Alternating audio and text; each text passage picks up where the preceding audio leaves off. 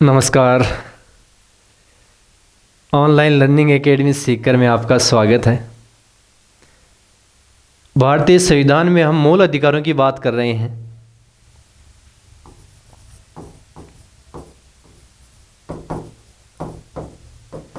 मूल अधिकारों में कुछ चर्चाएं हमने कर ली थी पिछली क्लासों में, जिसमें आर्टिकल 12, आर्टिकल 13 और उसके बाद में समानता का अधिकार, समानता के अधिकार की बातें हो गई थी पिछली क्लासों में, जिसमें 19 जिसके अंतर्गत आर्टिकल 14, 15, 16, 17 और 18 इनकी बातें हमने कर ली थी। 14 से लेकर 18 तक और 12 से लेकर 13 तक ये दो क्लासों में हमने कंप्लीट कर दिया था। अब इस क्लास में हम शुरू करने जा रहे हैं अगला भाग इसका, स्वतंत्रता का अधिकार। स्वतंत्रता का अधिकार। मूल अधिकारों को हम छोटी छोटी क्लासों के माध्यम से इनको समझ रहे हैं। स्वतंत्रता का अधिकार है वो 19 से शुरू होता है। 19, 20, 21 और 22 चार आर्टिकलों में स्वतंत्रता का अधिकार का वर्णन किया गया है। सबसे पहले हम बात करें अनुच्छेद 19 की। अनुच्छेद 19 में मुख्य रूप से 6 प्रकार की स्वतंत्रताएं दी हुई है। 19 के अंदर 6 प्रकार की स्वतंत्रताएं दे रखी हैं। मूल संविधान में 7 प्रकार की स्वतंत्रताएं थी, लेकिन बाद में 44वें संविधान संशोधन के तहत इसमें से संपत्ति का जो स्वतंत्रता अधिकार था उसको हटा दिया गया था। अब जो अधिकार हैं वो 6 हैं। इनकी एक एक ही हम बातें करते हैं।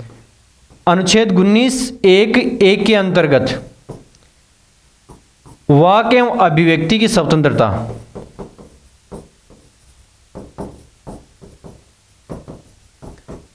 किसकी स्वतंत्रता है? वाक एवं अभिव्यक्ति की स्वतंत्रता।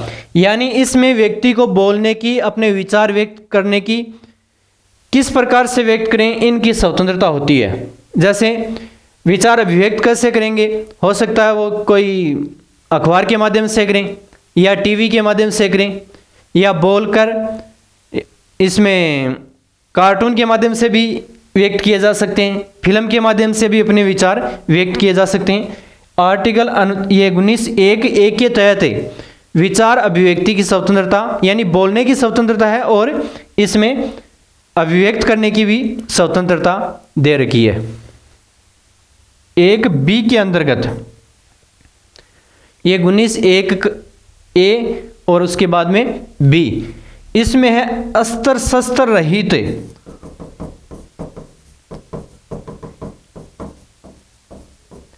सम्मेलन की स्वतंत्रता।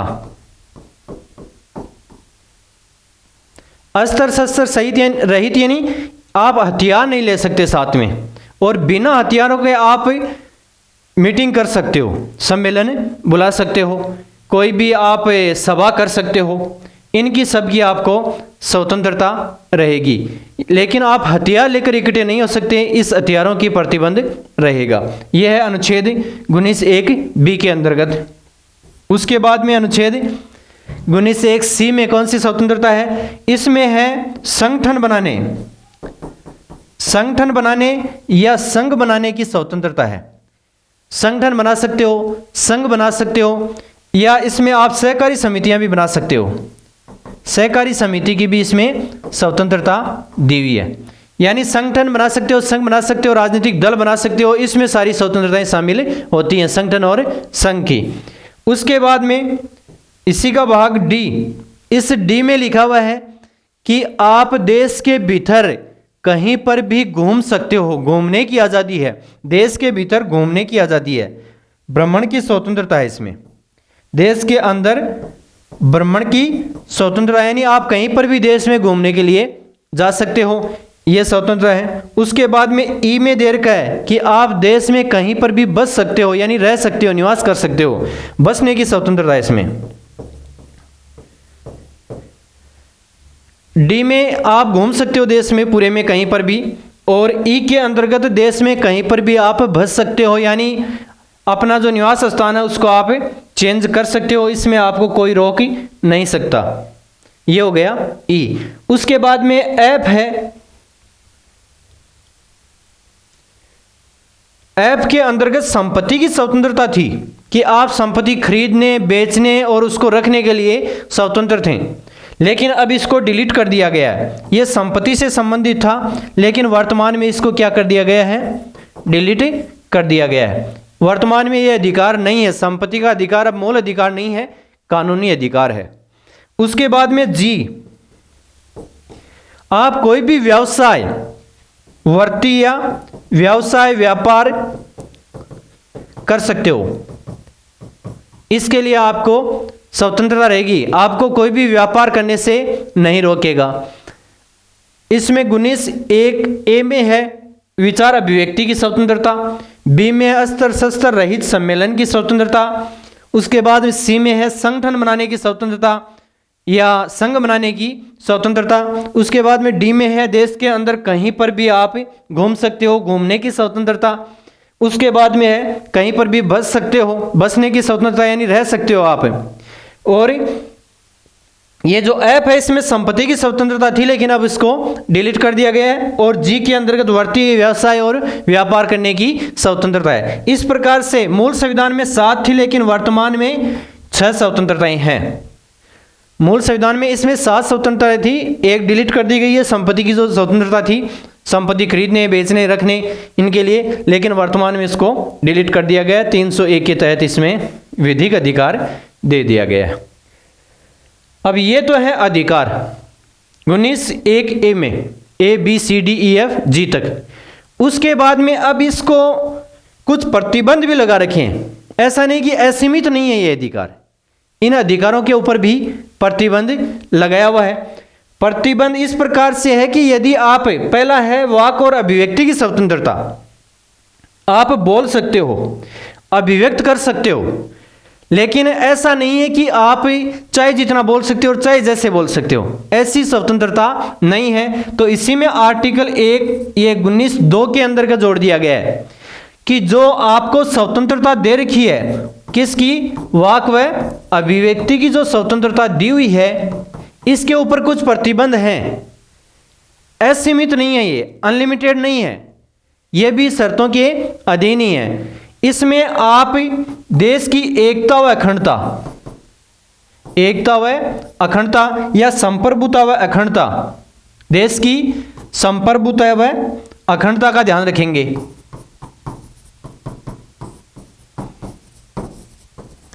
संप्रभुता व अखंडता यानी देश की संप्रभुता का आपको विशेष रूप से ध्यान रखना है। किसी प्रकार से ऐसे कोई आप भाषण नहीं दे सकते कि देश के टुकड़े होने की नौबत आ जाए या सरकार को ये गैर कानूनी तरीके से भंग करने की कोई साजिश हो, इसके आधार पर आप इतना नहीं बोल सकते। इसमें है आप यदि कोई विदेशी देश के साथ में, किसी दूसरी देश के साथ में हम यदि कोई मित्रता का संबंध रखना चाहते हैं, तो देश के नागरिक हैं, उनका कर्तव्य बनता है कि उस देश के खिलाफ ऐसी भाषा का प्रयोग ना करें कि वो मित्रता की जगह शत्रुता में बदल जाए। तो विदेशी देश के साथ में, विदेश के साथ में मित्रता का जो संबंध बनता है, उसमें आप मनमर्जी से नहीं बोल सकते। मित्र राष्ट्रों के प्रति आपको ठीक ढंग से पेश आना पड़ेगा। एक आप ये कानून व्यवस्था या लोक व्यवस्था जिसको बोलते हैं, लॉ एंड ऑर्डर, लोक व्यवस्था, लोक व्यवस्था के खिलाफ आप नहीं बोल सकते। ऐसा कोई भाषण नहीं दे सकते जिससे देश में अव्यवस्था फैले, यानी कानून व्यवस्था भंग हो, अशांति फैलाने के लिए आप ऐसा कोई शब्द यूज नहीं कर सकते। आप मानहानि के तहत यानी किसी व्यक्ति को ऐसा कोई शब्द नहीं बोलेंगे जिससे उसकी गरिमा या इज्जत कम होती हो, वरना वो मानहानि के केस कर सकते हैं। तो आप उस बात का भी ध्यान रखें। इसके साथ में आप ये न्यायालय का भी आपको ध्यान रखना है। न्यायालय की आप आलोचना नहीं कर सकते सार्वजनिक रूप से। जो कोर्ट के आदेश होते हैं उनको आपको मानना ही पड़ता है, उसकी सार्वजनिक जगह पे आलोचना नहीं की जा सकती। इस प्रकार से इन प्रतिबंधों के तहत ही आपको बोलने की स्वतंत्रता है, असीमित स्वतंत्रता नहीं दे रखी है। अब इसके अंतर्गत आपको कौन कौन सी स्वतंत्रताएं दे रखी हैं? प्रतिबंध तो ये लगा रखे हैं कि आप इनको अब विशेष रूप से ध्यान रखेंगे, लेकिन इसमें जो स्वतंत्रताएं होती हैं वो प्रेस की भी स्वतंत्रता, यानी अखबार छापने की जो स्वतंत्रता होती है वो भी इस वाक और अभिव्यक्ति की स्वतंत्रता के तहत ही आती है। तो आप अखबारों के ऊपर कोई प्रतिबंध नहीं लगेगा, प्रेस की स्वतंत्रता जिसको बोलते हैं। तो इस प्रकार से आप कोई भी विचार व्यक्त करें तो इन बातों का विशेष रूप से आपको ध्यान रखना पड़ेगा। उसके बाद में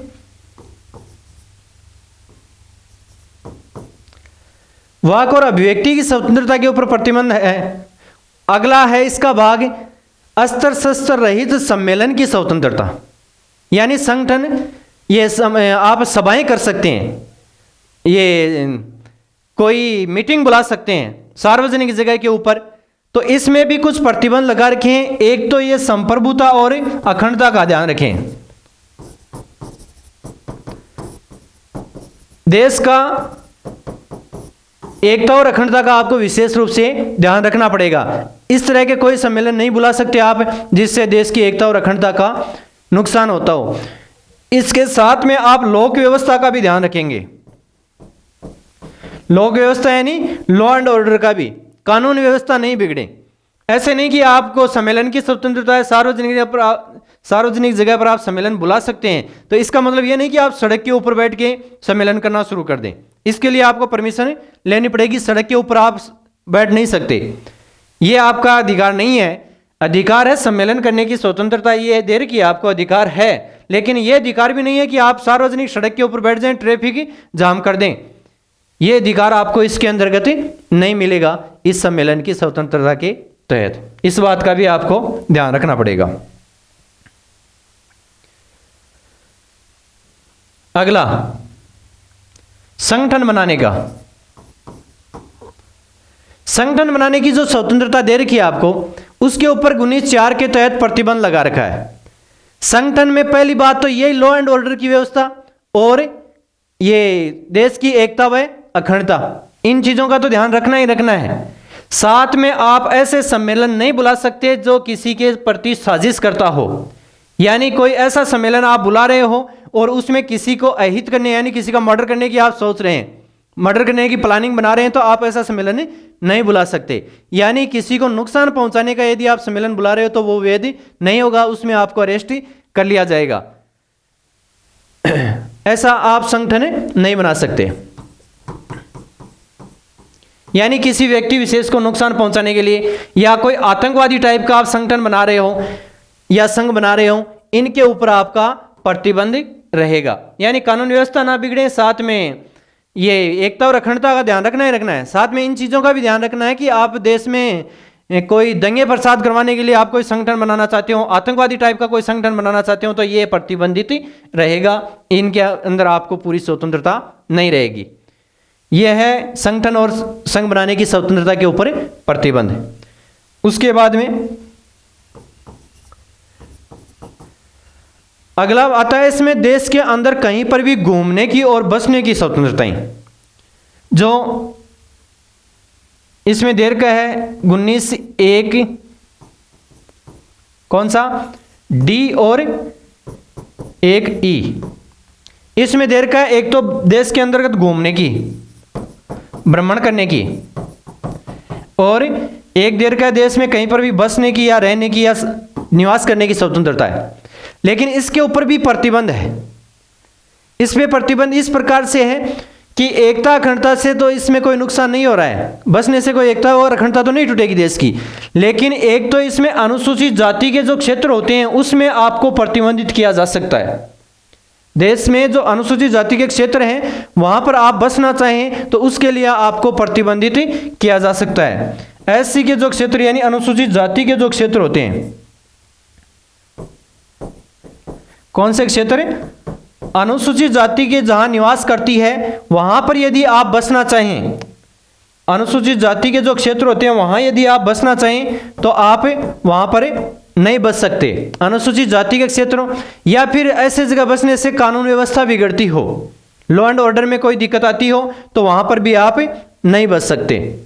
इस प्रकार से आपको इसमें भी प्रतिबंध लगाए हुए हैं। और लास्ट में बचता है एक, कौन सा, एक के ऊपर प्रतिबंध अभी बाकी है। किस पे? व्यवसाय के ऊपर, व्यवसाय या वृत्ति या व्यापार करने के ऊपर प्रतिबंध लगाया जा सकता है। किस आधार पर लगाया जा सकता है? प्रतिबंध ये रहेगा, जैसे कोई व्यक्ति चाहे कि मैं तो अभी डॉक्टर बनूंगा, इलाज करूंगा लोगों का, तो डॉक्टर बनने से पहले आपके पास में एमबीबीएस और पीजी की डिग्री होनी चाहिए, ऐसे आप डॉक्टर नहीं बन सकते। यानी आपके पास में योग्यता होनी चाहिए। वो कोई भी व्यापार कर रहे हैं तो उसके लिए आपके पास में वो योग्यता होनी चाहिए। कौन सी योग्यता? जो उस कार्य करने के लिए जरूरी है। यदि उस कार्य करने के लिए कोई विशेष योग्यता निर्धारित होती है तो ही आप वो कार्य कर सकते हैं, अन्यथा नहीं कर सकते। कोई डॉक्टर बनना चाहे तो उसके लिए एमबीबीएस होना कंपलसरी है। बिना एमबीबीएस के कोई डॉक्टर नहीं बन सकता, उसको अरेस्ट किया जा सकता है और कानूनी कार्रवाई की जा सकती है। पहले तो है कि यदि किसी कार्य के लिए योग्यता की जरूरत होता है, तकनीकी योग्यता, जैसे इंजीनियर होता है तो उसके पास में इंजीनियर की डिग्री होनी कंपलसरी होती है, तो योग्यता होना जरूरी है।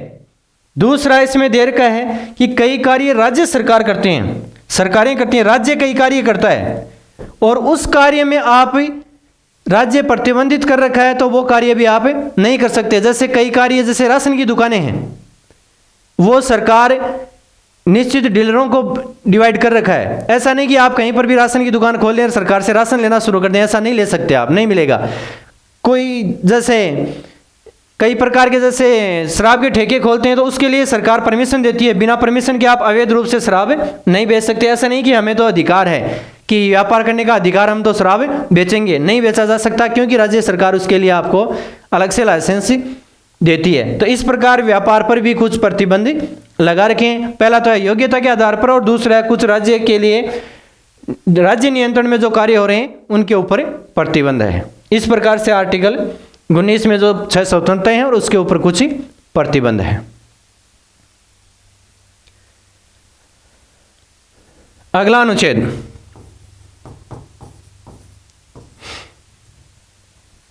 अनुच्छेद 20, इसमें है अपराध दोष सिद्धि में संरक्षण।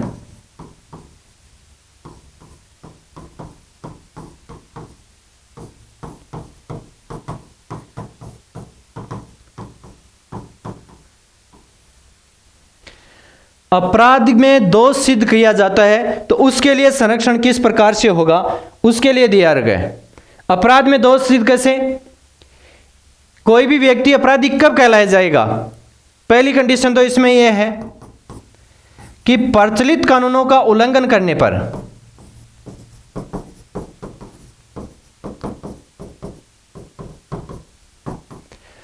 प्रचलित कानूनों का उल्लंघन करने पर ही, प्रचलित कानूनों का उल्लंघन करने पर ही दोषी माना जाएगा, तभी क्या होगा? दोषी होगा। बैकडेट में कानून बनाकर किसी व्यक्ति को दोषी नहीं बनाया जा सकता। प्रचलित कानून का उल्लंघन किस प्रकार से? मान लीजिए वर्तमान में कोई अपराध की सजा, मान लीजिए वर्तमान में किसी के यहां कोई वस्तु हम चोरी कर लेते हैं, यानी वस्तु उधार लाते हैं, तो उसके लिए उधार लाने के लिए कोई सजा नहीं होती है। किसी से कोई वस्तु उधार मांग के लाते हैं तो उसके लिए कोई सजा नहीं है। अब यदि हम किसी से उधार ले आते हैं और उसके बाद में सरकार ने कानून बना के हमारे ऊपर कार्रवाई नहीं की जा सकती कि जो वस्तु उधार खरीदे लेगा उसे 2 वर्ष की सजा होगी, ये कानून सरकार नहीं बनाएगी। यानी प्रचलित कानूनों का उल्लंघन करने पर ही उसको अपराधी माना जाएगा। दूसरा इसमें और जोड़ रखा है, प्रचलित कानूनों के उल्लंघन के अलावा दूसरी चीज और है, एक अपराध की एक ही बार सजा, एक अपराध की एक ही सजा।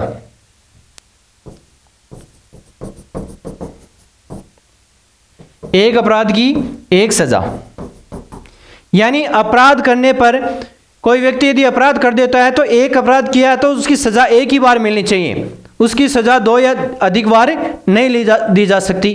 जैसे किसी व्यक्ति को अरेस्ट कर रखा है उस अपराध के लिए और वो अपराध सिद्ध करने में ही वो मान लीजिए 5 साल जेल रह गया, और उसके बाद में उसको यदि सजा दी जा रही है, मान लीजिए 6 वर्ष उम्र, ये 6 वर्ष की सजा दी जा रही है, तो वो 5 साल भी उसमें गिने जाएंगे। ऐसा नहीं कि वो 5 साल की सजा तो अलग से हो गई, अब आगे 6 वर्ष की सजा और दी जाएगी, यानी एक अपराध की एक ही सजा दी जाएगी प्रचलित कानूनों का उल्लंघन करने पर, और एक अपराध की एक ही सजा दी जाएगी। अगला, इसमें आगे एक और देर का है कि स्वयं को किसी कानून के खिलाफ गवाह नहीं बनाया जा सकता। स्वयं को गवाह बनने के लिए बाध्य नहीं किया जाएगा, स्वयं को उसके खिलाफ गवाही देने के लिए बाध्य नहीं किया जाएगा। जैसे इसमें पहले नार्को टेस्ट करवाया जाता था, नार्को टेस्ट अवैध घोषित कर दिया गया है। नार्को टेस्ट में व्यक्ति को एक सुन्न की स्थिति में यानी अर्धचेतन की स्थिति में रखते थे और उनसे वो बात कहलवाई जाती थी। अब विशेष परिस्थितियों में ही नार्को टेस्ट किया जा सकता है, वरना नार्को टेस्ट अलाउ नहीं है। साधारणतया नार्को टेस्ट में क्या होता है कि वो व्यक्ति, उसको दवाई का इंजेक्शन लगाया जाता है, उससे वो अर्धचेतन में होता है, ना तो पूरा होश होता है उसको, ना ही वो पूरा बेहोश होता है। जैसे साधारणतया गांव में चलता है, किसी से कोई बात पूछनी हो तो उसको अर्धचेतन कर दिया जाता है, शराब पिला दी जाती है और उससे उनके बाद में उनसे सच्चाई पूछ ली जाती है। तो वो एक तरह का नार्को टेस्ट गाँव में होता ही रहता है, किसी से कोई से सच्चाई उगलवाने के लिए। ये हो गया आर्टिकल 20। उसके बाद में आता है आर्टिकल 21। इसमें है प्राण व दैहिक स्वतंत्रता।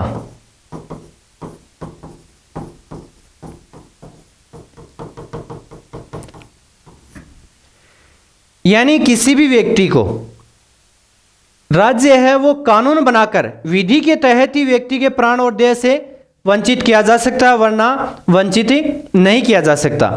किसी को कानून के तहत ही मृत्युदंड की सजा दी जा सकती है, बिना कानून के मृत्युदंड की सजा नहीं दी जा सकती। इस प्राण व देह की स्वतंत्रता को विस्तारित रूप दे दिया गया अनेक न्यायालय के ये अनेक निर्णयों के तहत। अब इसमें केवल जीना ही नहीं, यानी व्यक्ति को जिंदा रहना ही कोई अधिकार नहीं कहलाता है, सम्मानपूर्वक जीना इसके अंतर्गत आता है। जैसे व्यक्ति को गरिमापूर्ण जीवन का अधिकार है, व्यक्ति को निजता का अधिकार है, व्यक्ति को गोपनीयता का अधिकार है। इसके साथ में कुछ अधिकार और भी दे रखे हैं, जैसे व्यक्ति को नींद लेने का अधिकार है, व्यक्ति को विदेशों में घूमने का अधिकार है। ये अधिकार सारे इसमें आर्टिकल 21 के तहत ही आते हैं। यानी जीना है तो इस प्रकार से नहीं कि वैसे जिंदा रहना ही जीना नहीं होता है, सम्मानपूर्वक जीना। इसी के तहत आपको बिजली प्राप्त होने का भी अधिकार दे रखा है, आपको आपके पास में सड़क होनी चाहिए, ये भी अधिकार होते हैं। यानी सम्मानित रूप से जीने के लिए जिन जिन चीज़ों की ज़रूरत होती है वो सारे इसी के अंतर्गत ही आते हैं। ये होता है प्राण और देह की स्वतंत्रता। इस प्राण और देह की स्वतंत्रता में आर्टिकल 21 है, ये इसके तहत जो आपातकाल में प्रतिबंध लगता है, निलंबित किए जाते हैं अधिकारों को, तो आर्टिकल 21 और 22 को निलंबित ही नहीं किया जा सकता। आपातकाल में भी व्यक्ति को जबरदस्ती ये सजा, मौत की सजा नहीं दी जा सकती है, उसको अरेस्ट जबरदस्ती नहीं किया जा सकता, उसके लिए भी विशेष रूप से प्रावधान कर रखे हैं। अगला अनुच्छेद है 22(22). इसमें बताया हुआ है, एक बीच में और रह गया, अभी देख लेते हैं उसको भी साथ में।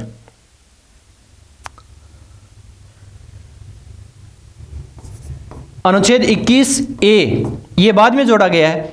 इसके तहत जो 6 से 14 वर्ष तक के बच्चे होते हैं उनको शिक्षा का अधिकार दिया हुआ है, शिक्षा का अधिकार। 86वां संविधान संशोधन, कौन सा संविधान संशोधन? 86वां संविधान संशोधन 2002 के तहत ये जोड़ा गया है आर्टिकल, बाद में जोड़ा गया है 21(a). ये पहले शिक्षा का अधिकार था, वो आर्टिकल 45 में था। आर्टिकल 45 नीति निर्देशक तत्व है, उसमें है कि यानी कि राज्य कोशिश करेगा कि बच्चों को शिक्षा की व्यवस्था करवाएगा। लेकिन अब शिक्षा कंपलसरी हो गई है। 2002 में जो 86वां संविधान संशोधन किया गया उसके तहत राज्य में अब बच्चों को अधिकार है ये प्रारंभिक शिक्षा प्राप्त करने का। तो ये प्रारंभिक शिक्षा का अधिकार दे रखा है। 86वें संविधान संशोधन के तहत 3 जगह पे संशोधन किया गया था। एक तो आर्टिकल 21A में किया गया है, एक 45 में किया गया है। 45 में पहले ये लिखा हुआ था कि 6 से 14 वर्ष तक के बच्चों को शिक्षा की व्यवस्था राज्य करेगा।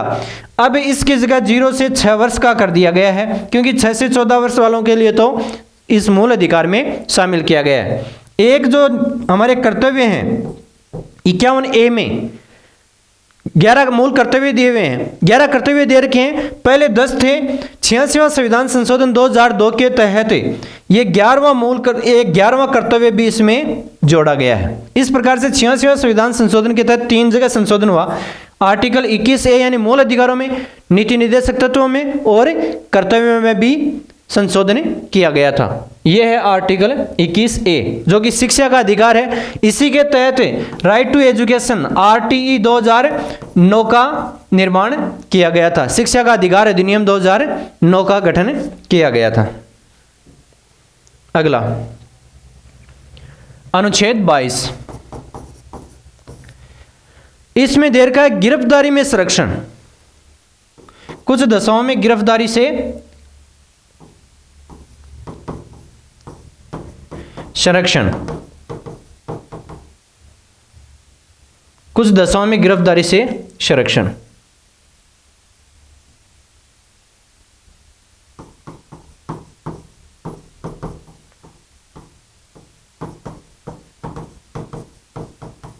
देखो गिरफ्तारी से संरक्षण किस प्रकार से किया गया, यानी किसी व्यक्ति को जबरदस्ती गिरफ्तार नहीं किया जा सकता। इसके लिए भी कई उपाय बता रखे हैं। कौन कौन से उपाय हैं, गिरफ्तारी से कैसे संरक्षण किया जा सकता है। इसके लिए पहली कंडीशन है,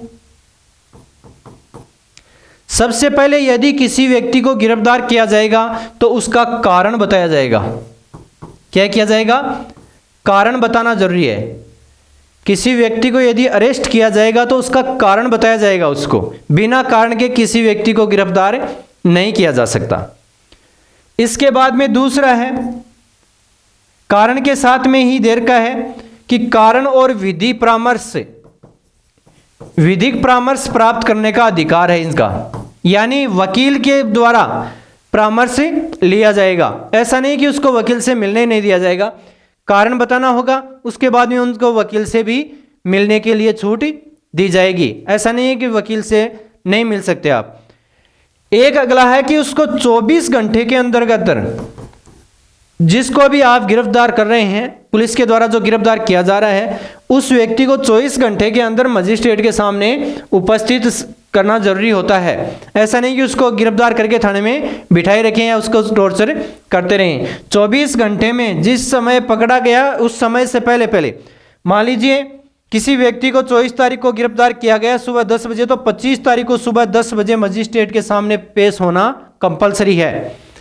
24 तारीख को यदि 10 बजे किसी व्यक्ति को गिरफ्तार किया है तो 25 तारीख को सुबह 10 बजे से पहले उसको मजिस्ट्रेट के सामने उपस्थित करना जरूरी होता है। अब कई बार क्या होता है कि गिरफ्तार तो कर लिया जाता है, गिरफ्तार करने के बाद में टाइम रास्ते में लग जाता है।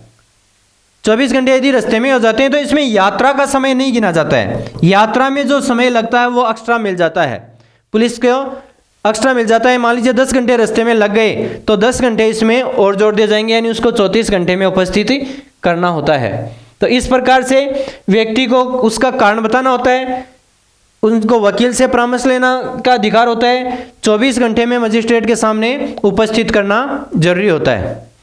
अब ये अधिकार हैं। इसके अलावा कुछ इसमें, जैसे मान लीजिए कोई शत्रु देश का नागरिक है, शत्रु देश का नागरिक है तो उसके लिए ये नियम लागू नहीं होंगे। शत्रु देश के नागरिक को ये अधिकार नहीं मिलेंगे।